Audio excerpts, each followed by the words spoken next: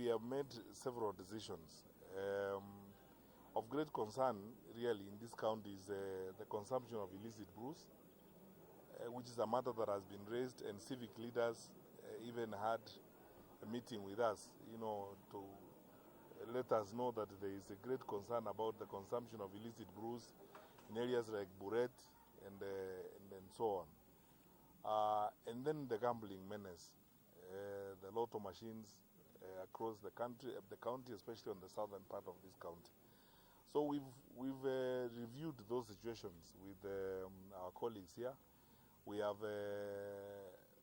taken decisions even about the deployment we have in the county, and within the next 48 to 72 hours, we are going to reorganize our deployment in this county because there are areas where genuinely, even as the members of the public are complaining, we have weaknesses which we need to address.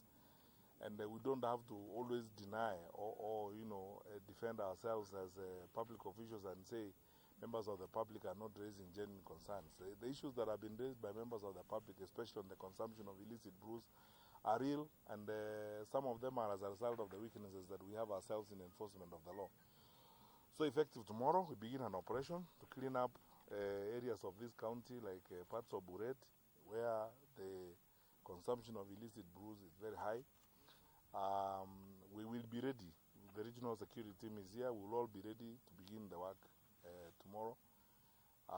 And within the next 24 hours or so, we will address some of the challenges that have been raised related to gambling and the illicit business related to this.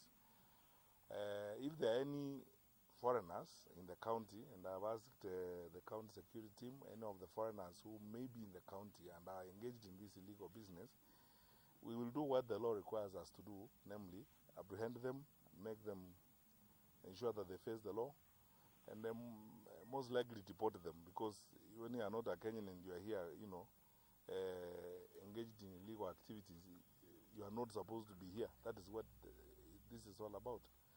So we've discussed that in great detail. So I can promise confidently on behalf of my colleagues who are here that we will address these issues, and we are going to start working on them now. We're not going to wait until next week or next week part one. We are going to work on them now. There's so many issues that we have raised, complaints that were raised about deployment of our officers, some who have overstayed in these stations and so on. That will all be addressed. We will get some of our officers who have overstayed here to go to other stations. It may have been an oversight on the part of our deployment and arrangement of security across the country, that some of them have been here longer than they ought to have been. We will address that immediately. The Deputy Inspector General of Police is here, is on behalf of the Inspector General and the teams from OP that deal with this. I promise the residents of Kericho we will address these issues. Finally, I want to thank my colleagues because the many other discussions we had, like with the governor and what we are going to do on a number of